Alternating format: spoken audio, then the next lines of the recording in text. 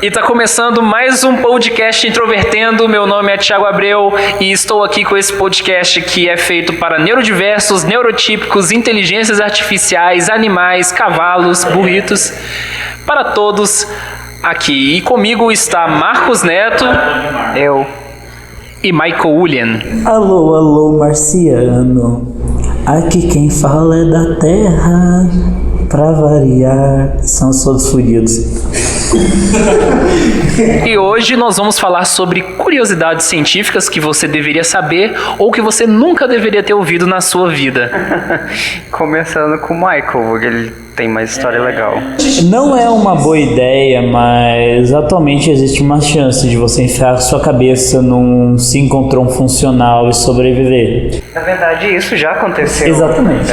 O cara quase morreu, inclusive. Ele deu muita sorte de ter sobrevivido. Eu ainda quero fazer isso, tá no meu to-do list. Mas antes disso, caso você queira mandar uma mensagem para nós, um e-mail ou comentar os nossos episódios, sugerir temas, entre no nosso site introvertendo.com.br, na nossa página do Facebook, facebook.com/introvertendo, nosso Twitter, enfim, nos mande uma mensagem que a gente vai continuar aqui, enfim, está no ar o Introvertendo. Atualmente um dado científico que você provavelmente nunca vão usar na sua vida. Estamos chegando próximo da barreira onde vai existir um anime que já fizeram garotas fofinhas que na verdade são objeto X com praticamente todo objeto concebível pela humanidade. Como é que é? Já temos garotas fofinhas que são fuzis, garotas fofinhas que são aviões, garotas fofinhas que são minerais, garotas fofinhas que são animais, garotas fofinhas que são animais duas vezes. Ou seja, vai chegar num ponto na humanidade que vão fazer hentai de todos os objetos imagináveis. Não são hentais, são animes com história funcional. Tem histórias funcionais em hentais também. Sim, mas eu digo, não são apenas pelo fanservice, na verdade. Ou seja, realmente a máxima vai ter anime de tudo, um dia vai ser alcançado e estamos relativamente próximos, porque, puta que pariu, temporada passada tivemos um anime sobre garotinhas que eram minerais. Que anime era esse? A gente vai deixar o nome nas recomendações em texto, mas eu não lembro agora, mas... Finalmente fizeram um Steven Universe que dê certo, que tem uma história funcional. Gente, falando em garotas fofinhas, eu acho bastante interessante contar a história do norte-americano que tem o maior pênis do mundo. Tem muito sentido garotas de 13 anos estarem relacionadas com pintos gigantes. Parabéns, Thiago. Embora no Brasil realmente isso seja uma cena comum de se relacionar uma coisa com a outra, mas beleza. Bom, a história que eu conto, que vocês podem encontrar em alguns portais de notícias, é a história de um homem que eu acho que deve ter uns 30 anos, mais ou menos atualmente. Ele tem um pênis que quando flácido tem 24 centímetros e quando ereto tem 32 centímetros.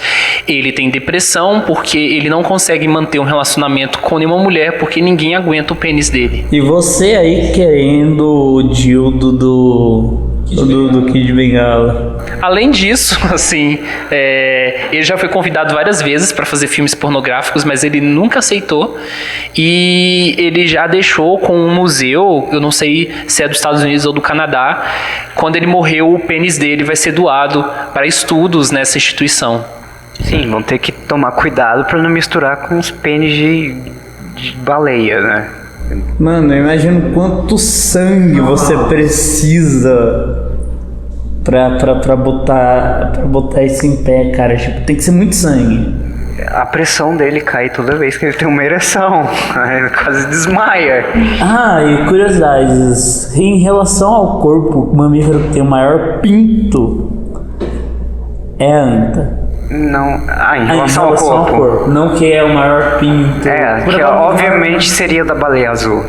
Talvez outra baleia tenha um membro mais avantajado, mas eu não sou baleólogo, na verdade eu não sei. Na verdade tem um museu de pintos na Islândia, de baleias, né? Então... Talvez. Eles com certeza devem ter a resposta de qual o maior pinto. E, obviamente, você já deve ter passado pelo ROEX, que basicamente o mar tá cheio de esperma de baleia, porque uma baleia azul limpa, cerca de 500 litros de esperma por vez. Obviamente, é o ROEX. Basicamente, mesmo que ela gozasse tudo isso, que se não me engano não é exatamente tanto que ela despeja, simplesmente comparação com o volume de água. Você tem o quê? Coisa de 1 BPM ou 100 ppm de esperma de baleia por litro d'água, assim. E BPM... Tá ótimo. O Michael por bilhão e incentivando todo mundo a nunca mais tirar férias nas praias. Não, mas é isso que eu tô falando. O Hacks é falso. Não tem tanto esperma assim como o Hacks fala no mar. Hoax. Mas tem esperma na água, tá? E pode ser aí daquele seu amigão, sabe? Não, sim. E nas praias, realmente, pela presença humana, a quantidade por parte por milhão é maior, mas... De esperma humano na praia? Só que assim, a gente tá falando de partes por milhão, assim, são traços... Tem menos esperma no mar do que tem CO2 no ar, tipo... Não, essa é a obviamente, comparação. E tipo, CO2 atualmente é em 400 partes por milhão. Ou seja, é muito pouco. A gente tem um fóssil de... eu não lembro agora qual espécie que era, mas se não me engano são de 2 peixes trepando. Nós temos um fóssil de um casal de pistacossauros. Biscatiossauros, no caso. Com P, pistacossauros. Biscatiossauros, gostei desse nome. Largato papagaio, basicamente, o nome. O significado do nome que morreram no coito mesmo, o fóssil tá super bonitinho mesmo. Morreram pimbando. Um montadinho no outro. Isso me lembra aquele homem em Pompeia que morreu se masturbando. Isso tem mesmo? Certeza que não é só pela posição que ele morreu? O cara tava desse jeito. Mas, às vezes ele tava pimbando também. No momento. Ou com alguém, né? O corpo foi varrido pela explosão. Vai saber. Mas ele estava em atos sexuais. Isso confirmado. A menos que você deixe sua mão assim, mó de boa, segurando sua rola. Na verdade, é uma explosão vulcânica. A mão vai pra qualquer lugar, então... Na verdade não, porque assim, o cara tava dentro de casa, então assim, ele só foi soterrado mesmo. Nossa, então que ideia maravilhosa, né? Enquanto o apocalipse acontecendo de fora, caindo pedra... É pedra pomes mesmo. Pedra pomes do telhado, fumaça, o cara vai fazer o quê? Vai bater uma punheta no canto. É uma ideia maravilhosa. Ele fez o que Vargas não conseguiu fazer, ele saiu da vida pra entrar na história. Daqui a alguns milhares de anos, ninguém vai saber quem foi Getúlio Vargas. Na verdade, eu acho que hoje em dia ninguém sabe quem Getúlio Vargas é. Sim, mas daqui a alguns milhares de anos, todos vão saber quem que foi o masturbador de Pompeia. Continuando sobre a grande lista de informações científicas que você não precisa saber sobre pintos, comparando com o tamanho dos pintos de aves, é provável que um animal como o Paxephalosaurus, um dinossauro de porte pequeno... O que tem o crânio ossificado com espinhos? Ele todo crânio ossificado, mas o dele era mais... realmente uma cúpula super fodida e... É um animal pequeno, 6 metros de comprimento por 2 metros minúsculo, de altura. Tipo uma galinha. 300 para 500 quilos, ou seja... Na fauna mesozoica é um animal já considerado de porte pequeno. Médio, não? Pequeno. Assim, hoje um animal de grande porte é um animal com mais de 100 quilos. Mas se a gente fosse considerar isso, tipo, a gente ia adicionar umas 5, 6 categorias acima de peso, assim, pra dinossauro. Então, para simplificar, É um animal até 1 tonelada, a gente pode considerar aí que é um animal de pequeno porte, indo para médio porte. Então o Faustão entraria em qual categoria? Faustão, obviamente, está junto com os colossais de 80 a 100 toneladas. Mas então, foi o que você falou, Sara, que é um animal que, se você tirar a cauda, vai ter uns 2,5 metros para 3 metros. Sim. Provavelmente tem um pinto de pelo menos 1,5 metro.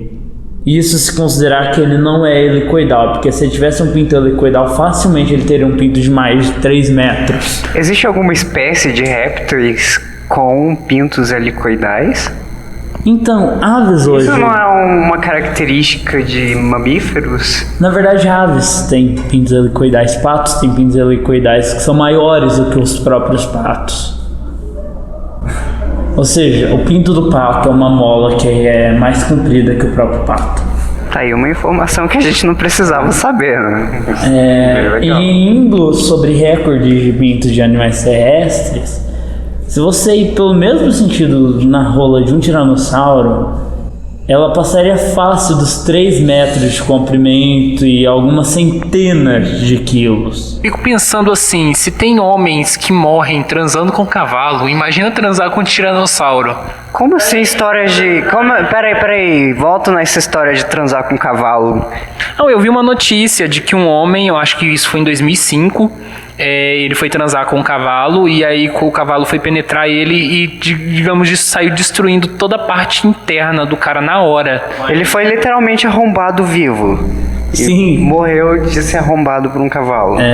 Se vocês têm alguma curiosidade sobre se existem relações intersexuais entre humanos e animais, existe um site super educativo chamado 8ch.org/zoo, que vai te dar um mundo de informações acerca sobre essa prática. É na 15ª camada da Deep Web. Não. É um site estilo image board, que basicamente os próprios usuários fazem a border, as boards não são pré-definidas, e uma das mais famosas é a board de zoofilia. Ironicamente, apesar de dinossauros provavelmente terem pintos colossais, eles, assim como as aves, provavelmente têm pintos que usam mais o sistema linfático do que o sistema circulatório para funcionar. Então, uma trepada de um tiranossauro seria rápida, violenta e não muito dura. Depois de ouvir tanta coisa aqui, eu tô só em estado de choque, só segurando a risada. Atualmente nós já revertemos em embriões de galinhas todas as características de dinossauros não avianos. Já foram obtidos dentes, já foram obtidos membros posteriores não invertidos, ou seja, em vez de ter a asa virada para trás, que nelas tem ela virada para frente.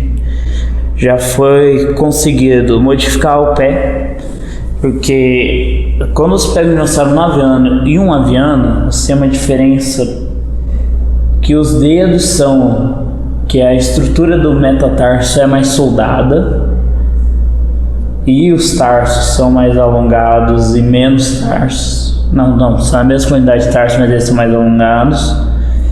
E o primeiro dígito tá no mesmo plano que os demais. Enquanto no pé de um dinossauro você tem o metatarso menos fundido e o primeiro dígito é bem elevado acima, ele sai junto com o metatarso, enquanto os outros dedos tocam o solo. Em dinossauros não avianos, o metatarso não toca o solo. Isso foi conseguido. Terópodes, no caso. E conseguiram reverter já isso. Conseguiram reverter o processo da cauda, ou seja, conseguiram fazer embrião de galinhas com caudas. E, por incrível que pareça, essas são as únicas diferenças. Você ainda tem diferenças mais específicas na fusão dos dígitos da mão, Mas, ou seja, tirando isso, e claro, você tem a transformação da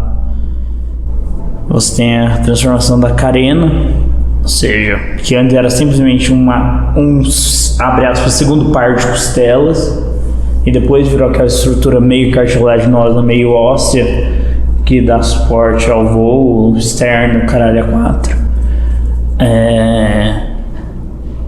Ou seja, mas basicamente quando você pega todas essas características, você tem um dinossauro noviano. Então sim, hoje, dia 19 de abril de 2018, a humanidade já conseguiu reverter a extinção dos dinossauros não avianos. Na verdade, eles chegaram a desenvolver além de um estado embrionário? Então, existiram galinhas mutantes? Não existiram nascimentos desses fetos por questões éticas.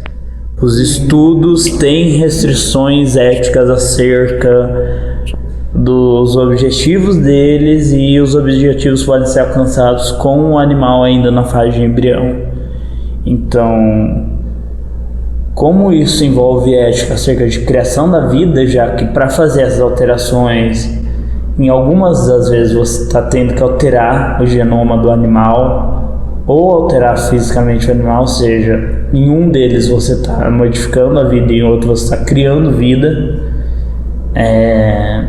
Ou seja, você tem várias barreiras éticas que impedem que esse animal venha a nascer. Ou seja, eles já são feitos para simplesmente durarem o tempo do estudo e morrerem. Todavia, entretanto, existe um paleontólogo maluco, e já aposentado inclusive, que é o Jack Horner, que tá pouco se fudendo pra ética e tem planos de, no máximo 10 anos, trazer uma versão comercial disso, já nomeada de Chicken Sour, ou seja, galinha-sauro, ou seja, é real, ele existe. Chicken Souls. Mas galinhas já são dinossauros, tecnicamente. Sim, falando, ou seja, né? O nome é irônico, porque galinhas exatamente. são dinossauros, mas... Eu não consigo não ver um Velociraptor quando eu vejo uma galinha. Assim, é impressionante que em cerca de 10 anos, se o Horner conseguir vencer as implicações éticas e as implicações de produção em larga escala, nós vamos ter, pela primeira vez em 66 milhões de anos, dinossauros não avianos vivos. E por mais que exista uma questão agora mais voltada para a filogenética, sobre classificar ou não essa criatura como um dinossauro não aviano, a minha opinião como cientista é que o DNA é de um dinossauro. 2. Você trouxe de volta características através do genoma, que estavam no genoma ainda do animal, que não foram perdidas, que são exclusivas de dinossauros não avianos. E 3. Morfologicamente, anatomicamente, a criatura que você tem é indistinguível de um dinossauro aviano, não aviano, e não existe relação de convergência evolutiva. É um ser artificial, com certeza artificial, mas sim, dá para classificar esse ser, mesmo ele sendo artificial, como um dinossauro não aviano. Ou seja, se a gente quisesse enfiar ele na árvore genealógica... Então quer dizer que Jurassic Park não é uma ficção tão irrealista? Jurassic Park já é verdade, assim, não no fato de que você consegue clonar dinossauros, mas... Sim. E na verdade o Jurassic Park já é realidade há muito tempo, porque a alma do filme, os dinossauros só são uma alegoria. Principalmente os livros falam sobre o uso indevido da genética na ciência, o uso incontrolado de uma ciência que a gente não domina e a gente tem pouco conhecimento. E bem, ou seja, Hoje em dia não existe praticamente nenhum ser humano que está livre de contato com seres geneticamente modificados. Ou seja, Jurassic Park já existe. A gente já cria vida há muito tempo. E oficialmente, ou seja, se você quiser ser um pouquinho mais exigente, excluir transgênicos do que Crichton falou em Jurassic Park e apenas citar animais geneticamente modificados para propósitos de comércio, a gente também já passou isso, já passou desse nível, acho que em 2014, que foi quando começaram a criar e vender uma espécie inteiramente nova de salmão criada geneticamente. Ou seja, se você quiser pôr sua linha aí, se você acha que seu milho não é o bastante, não é geneticamente modificado bastante para se comparar a um dinossauro, bem, apesar de não ser tão impressionante, um salmão é literalmente a mesma coisa. O que Carson previu, e ele foi visionário nisso, de que a gente simplesmente começaria a pegar e selecionar características que a gente achasse interessante em animais e tirar e colocar os genes que a gente quer para que as características sejam obtidas, para que animais que sejam mais interessantes para a gente do que os animais naturais. E a base comercial da biologia se tornaria isso, o grande mercado biológico se tornaria isso, o mercado alimentício, o mercado do entretenimento, tudo relacionado às ciências que saem dessa base biológica, acabaria se centrando nisso. Ele acertou. Hoje a gente vive o Jurassic Park. A gente ainda não tem tiranossauros comendo cabras 3 vezes ao dia. Por favor, não atrasem, vocês vão perder a atração. Mas a gente realmente usa animais geneticamente modificados pelo nosso interesse de forma comercial. Celso, a gente faz isso há muito tempo também com plantas e bactérias. Desde o início da civilização e da Revolução Agrícola. A gente já veio modificando geneticamente. Mas assim, modificando geneticamente mesmo, ou seja, alterando os genes. A gente já faz isso há umas 4 décadas, talvez. Não, acho que começou em 70, 80. Que começaram com os transgênicos e com a insulina produzida através de bactérias.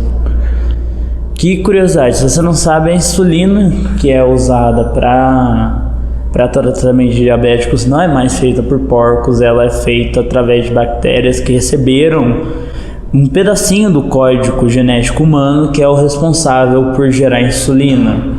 Então essas bactérias tiveram o pedaço do código genético delas que é responsável pela merda que elas produzem, pelos resíduos que elas produzem retirados. Em troca foi colocado de insulina humana, ou seja, o que elas consomem se torna insulina. O subproduto do consumo delas é a insulina. Jurassic Park é real.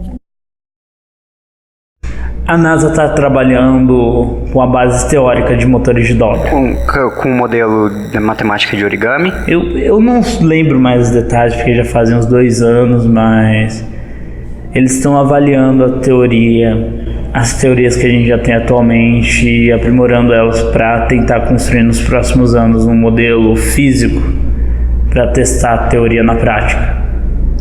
De painéis que dobram? Não, de motores de dobra mesmo, de motores para FTL, viagens além da velocidade da luz.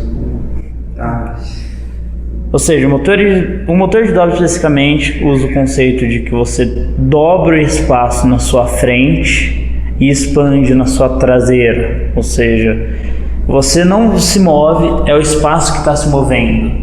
Você está puxando pela teia do espaço-tempo para você. E como você não está se movendo, você não está adquirindo massa, você não é restrito pela velocidade da luz usando esse método de viagem. E o que era ficção até pouco tempo, já tivemos artigos demonstrando teorias de como isso poderia ser feito com tecnologia humana atual. E nós já temos pelo menos um pessoal da NASA que está procurando isso. Ainda é uma pesquisa experimental, não é grande coisa. O foco da NASA continua para... Na verdade, você teria que revolucionar a física para vir com um conceito desses na prática. E fizeram. Ou seja, a gente pode linkar o artigo depois, porque... Puta merda, existe um artigo explicando como seria possível fazer isso. Pode existir um artigo, mas o fato dele ser válido ou não, aí já é outra história, né? Então, até agora não, ele foi corroborado. É isso grande, ele foi corroborado até agora. Ou seja, o que a NASA está fazendo é verificar se a gente consegue realmente reproduzir o que o artigo propõe. Sim, mas... então ela vai testar essa hipótese. Então... Sim, estamos testando. Não, mas você já tá falando como se fosse uma certeza. Que já vai fazer... Já tá colocando o carro na frente do... O boi na frente. Costume de... É muito legal você usar uma metáfora no podcast de autistas. E nem consegui terminar a metáfora, inclusive. É colocar o carro na frente do boi. Sim, mas você está correto. Eu tenho esse costume de já falar hipóteses como se já fossem realidade concreta. É que no caso realmente é uma teoria. Ou seja, ela no campo... Depende, porque pelo que você falou, eles ainda vão testar ela. É que no campo teórico ela já foi testada, já foi corroborada e já tem o status de teoria. Agora no campo prático ela ainda está sendo testada a nível de hipótese. Falando sobre viagens espaciais agora, então, você acredita que a gente vai chegar a terraformar Marte algum dia, colonizar? Por favor, só não escolham baratas para irem antes da gente lá. Mas sim, é teoricamente bem possível. O maior problema da terraformação de Marte agora seria manter a atmosfera. A gente não tem problema em criar a atmosfera, a gente não tem problema em aquecer o planeta. O nosso problema é em fazer que a atmosfera fique retida, que ela simplesmente não vaze. Para isso você podia criar cápsulas fechadas, é o único jeito de manter ambientes pressurizados. Sim, mas daí, tecnicamente você não estaria terraformando o planeta inteiro. Mas eu acho isso que a gente não vai ter Uhum. tecnologia para isso por um bom tempo de terraformação. Na verdade, olha, isso que ironicamente, eu sou meio cabresto quando se fala da influência humana no aquecimento da atmosfera. Porém, hoje, atualmente, a ideia de terraformação de Marte não é um conceito. Obrigado, gente, a tela azul da morte. Obrigado, computador. Sua opinião realmente mudou minha vida. Mas, ou seja, não é um conceito de curto prazo. Não mesmo. A gente tá falando de 1000 ou mais anos. Então, assim, E nessa escala de tempo, eu acho que sim, realmente é possível que a capacidade humana de produzir gases de efeito estufa significativamente grande bastante para conseguir iniciar o processo de terraformação de Marte. E uma vez que Marte já tem muito carbono e muita água disponível para criar vapor de água, que são dois dos maiores gases de efeito estufa, por si só, uma vez que a gente conseguir iniciar, a gente vai ter aí alguns milhares de anos de uma Marte quente e estável para a introdução da vida. A gente, como eu disse, o maior problema é como a gente mantém essa atmosfera depois de criar ela. E nesse fato na terraformação de Vênus seria mais simples, porque teoricamente você tem que fazer o ao contrário em Vênus, você tem que retirar, você tem que acelerar a vazão de gases. Isso definitivamente não é mais simples, é bem mais complicado. Eu digo mais simples porque... Termodinamicamente, isso é muito mais complicado. Sim, na prática é muito mais complicado, mas na teoria... Teoreticamente. É um também. efeito natural, ou seja, Vênus já está perdendo gases, na verdade todos os planetas que têm uma atmosfera estão perdendo ela. A questão é que alguns planetas têm sistemas que são capazes de renovar a sua atmosfera, como a Terra, ou simplesmente tem uma atmosfera grande pra caralho, como a de Vênus. Se bem que eu não lembro, se não me engano, Vênus é geologicamente ativa, então ela tem como renovar a sua atmosfera também. Sim. Então, assim, basicamente a ideia só seria basicamente acelerar o processo bem, né? Você tem que fazer com que o gás vaze mais rápido. Boa sorte com isso. Na verdade, existe um jeito para fazer isso, assim, algo que não seja botar um aspirador gigante e sugar o gás de dentro. Não daria certo. Que é a quebra das moléculas de CO2, que é também um efeito natural. O CO2 naturalmente se quebra e se condensa em carbono, ou seja, provavelmente porém a escala que isso teria que ser feito, tipo... Na escala de centenas de milhares de anos, isso demoraria... Talvez demais. Nem tanto, talvez algumas dezenas de milhares, mas assim, é realmente algo muito complexo ter que acelerar. Basicamente você teria que encher a órbita abaixo de Vênus de satélites que basicamente só teriam a função de ficar tacando lasers e quebrando as moléculas mais rápido, ou radiação, eu não sei qual seria mais eficiente no caso da quebra do carbono, mas enfim, tacando alguma coisa que quebrasse as moléculas de carbono e fazendo isso por centenas de anos e depois Na verdade, isso não daria certo, porque o Sol em si próprio já faz isso e ele tem uma energia imensamente maior do que qualquer coisa que a gente pode produzir.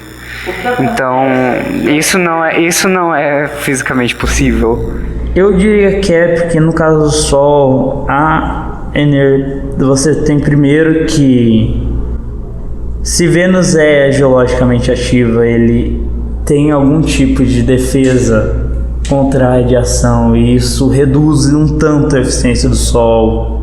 E você botando vários satélites dentro dessa defesa, impedindo que ela seja funcional e, obviamente, você sendo uma ferramenta focada e não simplesmente uma onda que vai passar e sem ter o foco específico, ou seja, agiliza o processo, só que ainda assim é demorado, ou seja, é na escala de dezenas de milhares de anos, sendo otimista para você conseguir fazer isso.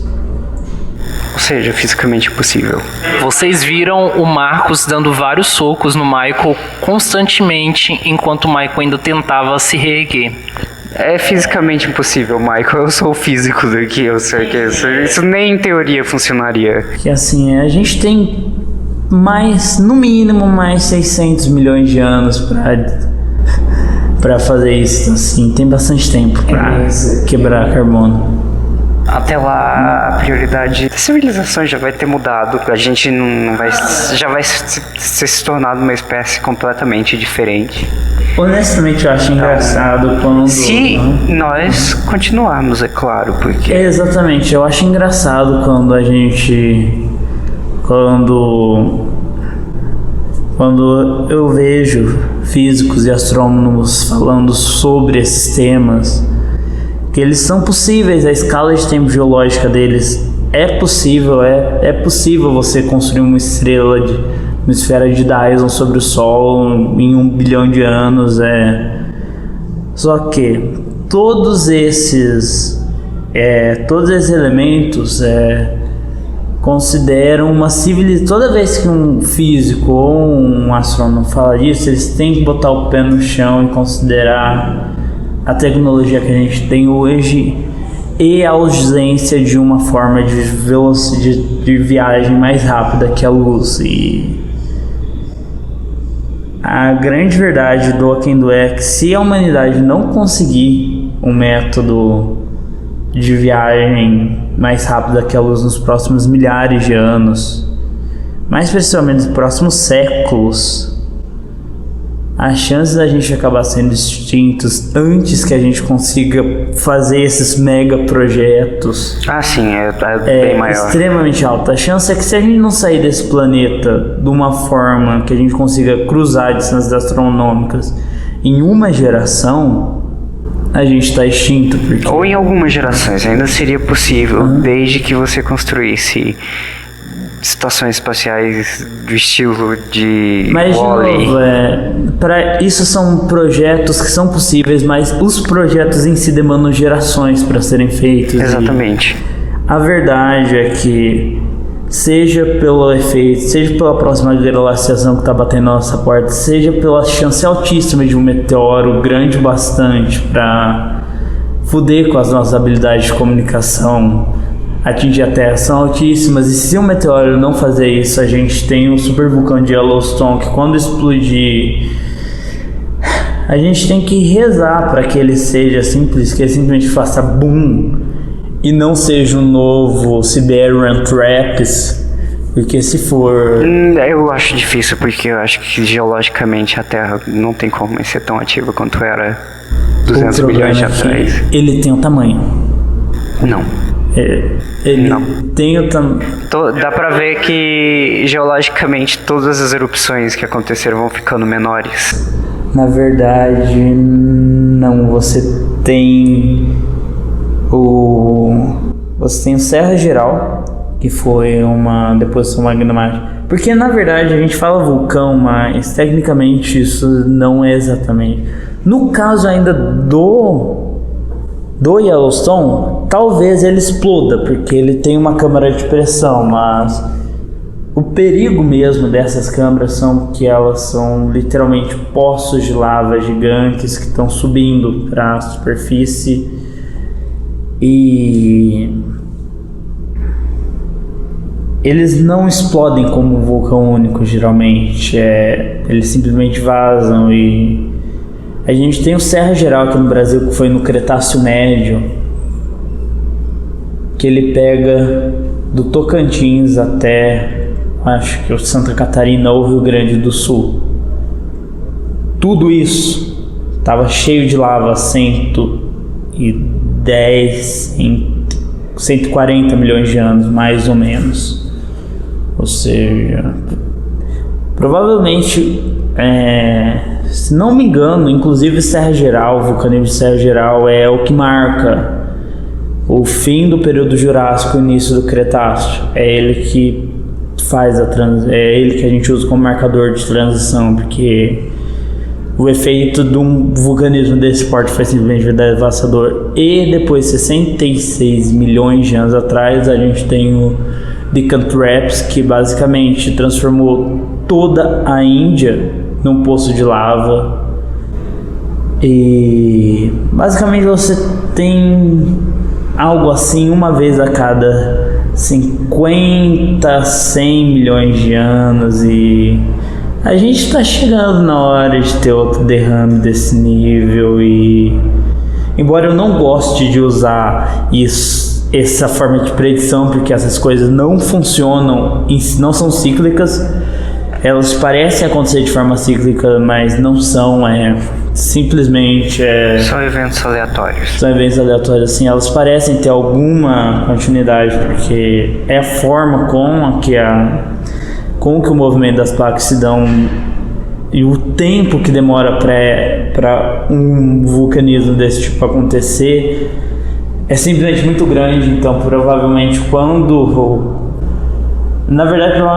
Serra Geral já estava começando assim, o Deccan Traps já estava ativo geologicamente, ou seja, e o próximo na lista que a gente tem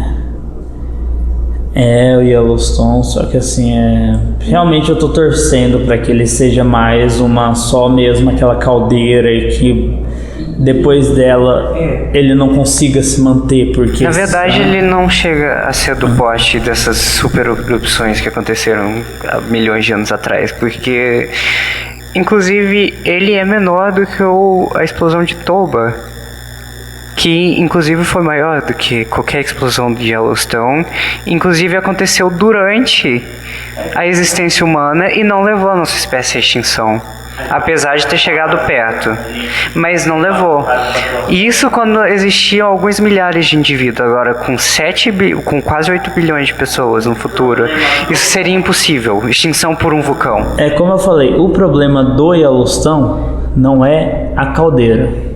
Beleza que a caldeira pode deixar inabitável por um bom tempo. Não, sim, claro. Eu não tô falando que um supervulcão não afetaria a população humana. Isso afetaria bastante, mas não levaria à extinção. Sim, mas essa questão. O problema não é só o vulcão. O problema é a caldeira magmática, que muito provavelmente tem condições de, depois da erupção, continuar, depois do rompimento, que é o termo mais certo, continuar levando magma para cima e continuar com o processo de modificação da atmosfera. Muito provavelmente como? Porque já aconteceram várias outras erupções no Yellowstone e nenhuma delas desse nível catastrófico.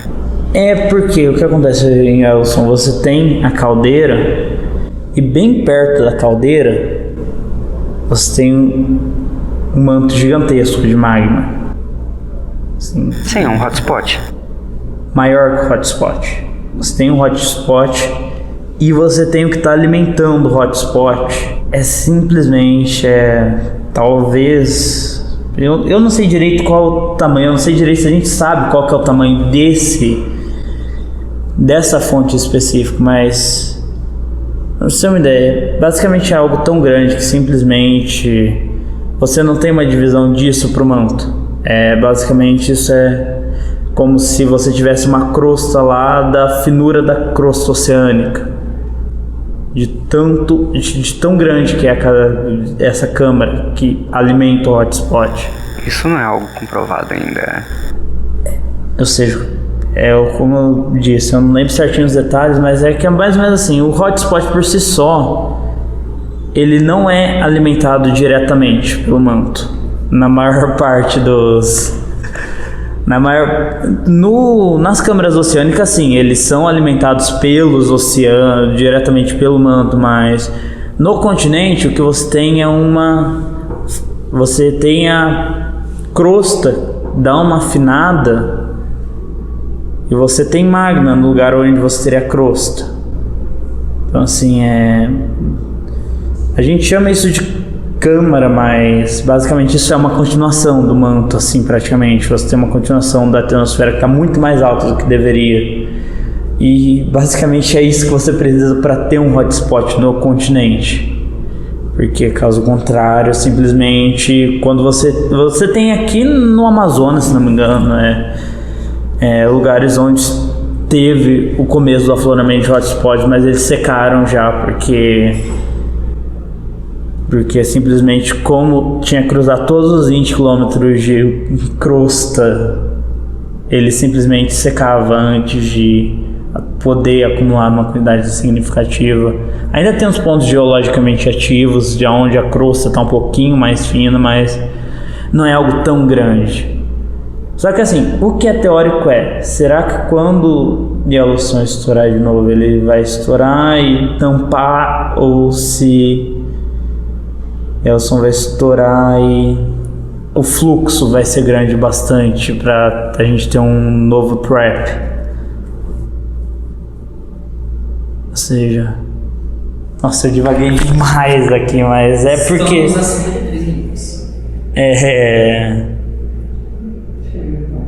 porque assim e até porque esse nem é o nosso maior problema, assim, nosso maior problema continua sendo meteoritos, porque se um cair Chelyabinsk tá aí pra provar isso, né? Então, realmente depois de 2013, eu acho que agora a gente tem que levar essa ameaça bem a sério. Tunguska também, né? Desde aí, provando que a gente é bem mais vulnerável. Mas outro problema, outro evento que podia causar bastante estrago é uma tempestade solar gigante atingindo o nosso sistema tecnológico moderno, que isso causaria o caos. Na verdade, o maior problema de todos esses eventos naturais é que de uma forma ou de outra eles fodem com equipamentos eletromagnéticos. Até erupções vulcânicas são capazes de causar danos em aparelhos elétricos. Sim, mas os danos mais importantes delas seriam com certeza em questão climáticas ao redor do mundo. Sim, mas eu digo, então assim, a curto prazo, realmente o nosso maior problema, se cair um meteoro, se explodir um supervulcão, ou se a gente tiver um vento solar, que é algo super comum de acontecer, a gente tem, na melhor das hipóteses, metade do planeta inteiro apagado. Tipo, se a gente tiver um vento solar forte bastante para simplesmente varrer o planeta todo, a gente perderia o nosso sistema de satélite inteiro, praticamente. Fora toda a tecnologia que não tivesse muito bem blindada abaixo do solo. E bem, né, eu não me lembro de nenhum bunker, tipo o bunker do Juízo Final que a gente tem para plantas, com tecnologia. Então assim, eu não ficaria surpreso se algum evento desse acontecesse, a humanidade simplesmente não conseguiria se recuperar a tempo pro próximo. Eu acho que o maior problema de qualquer evento, de qualquer grande desastre natural dessa escala, é que ele sozinho pode não extinguir a humanidade, mas vai ser difícil pra gente conseguir voltar ao nosso nível e um nível superior, porque a gente já não conseguiu evitar esse desastre, até o próximo. E considerando que a gente está na porta de outra glaciação e a gente vai isso é ter algo um controle populacional natural logo discutido ainda de estar em outro evento de glaciação, porque o cientista tem modelos que ainda não são precisos o suficiente para fazer nenhuma previsão. Tem que estar perto, não pelos modelos, mas pelo registro geológico. Sim, mas o problema é que os modelos também mostram que se a gente continuar com essa taxa de emissão de gases de efeito estufa, a gente vai evitar a próxima glaciação e não vai ter mais o ciclo. Mas na verdade a gente não pode falar nada com certeza, porque esses modelos são muito complexos e a gente não daí tem. Que surgiu a teoria do caos. Sim, exatamente. Mas É um sistema caótico que a gente ainda não tem capacidade computacional para resolver esse tipo de coisa. Então não dá para falar nada com certeza. Aliás, última curiosidade inútil a gente tem tido alguns progressos na teoria sobre computadores quânticos. Recentemente, até o primeiro programa desenvolvido para computação quântica foi escrito e... Bem, né? Talvez tenha uma esperança no fim do túnel e a humanidade não morra quando o planeta for levar uma bolada do próximo meteorito que vai esquentar a atmosfera a 500 graus Celsius. E se a gente puder resumir esse episódio em uma frase, qual que seria? Pintos são grandes, o espaço é vazio.